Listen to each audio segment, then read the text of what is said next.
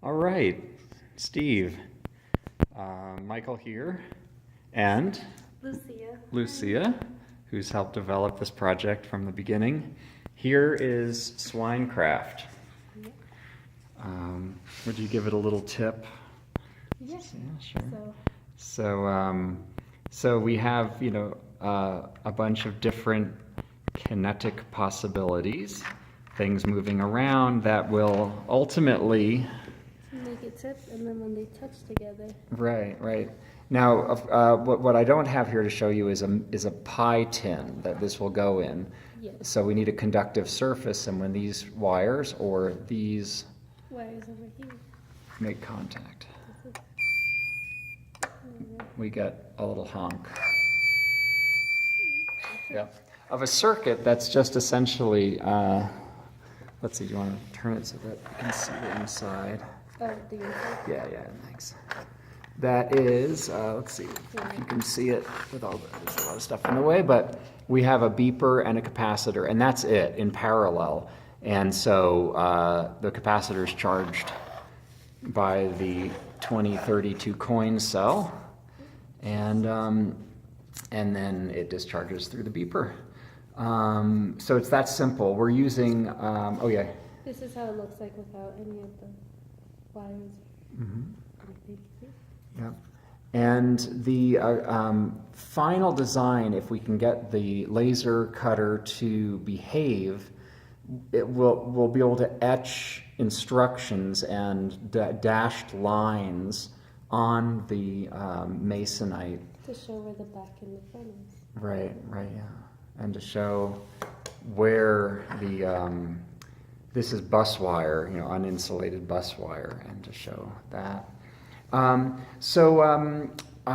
That's the circuit, and I'm feeling pretty good about it. I think with some basic, if I were just to build one with you, Steve, we could, you could easily teach some of your helpers to teach the high schoolers. And then this is what we're using, it's a Scotch link, and it fits through the wires, so,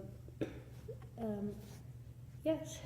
Yeah, no, you got it. Keep explaining. So. And one of the buzzer positive would go in here, then the what's it called? Capacitor. The capacitor, and then the wire will go through it, and then through this whole thing, it'll end up over here, positive, and then. Yep. Deeper. Yeah, well said. Thank you. Vice Yeah. versa. Yeah. So the Scotch locks are what we're using, and they can be pushed down with a pair of pliers. Better if you can get something with parallel jaws, like a channel locks or a little adjustable pliers. Or if you really want it, I spent $16 on Amazon, and there's a tool just for this that makes quick work of pushing these down. But we've tested them, a dozen times or so. Yeah, they work really well. They work really well. And it takes a lot to break them. Yeah. And if they mess up, you can slice them in half with a diagonal pliers and pull them apart and get the wires out of them pretty quickly. These are this is a 20 millimeter ball bearing, and I can get these. I'll need to order some for you. It takes about 3 weeks for them to come from China, but I'm getting them for about $1. I don't know. Oops, $1.50 or $1 a piece or something like that. But they've got the weight that we need. So then this is the basic game board. And then Lucia, do you want to just Yeah. show them one at a time? The We other. also have random holes, one with 4x4, this one, and then this one. And so, this one could be used so nobody knows how it will tip, so which one will make it tip. This one, so all of these other ones are just taking turns, and then you could switch off the board, you could take it off easily.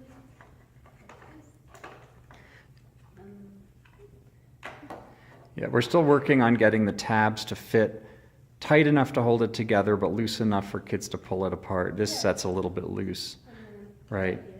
Yeah. Yeah.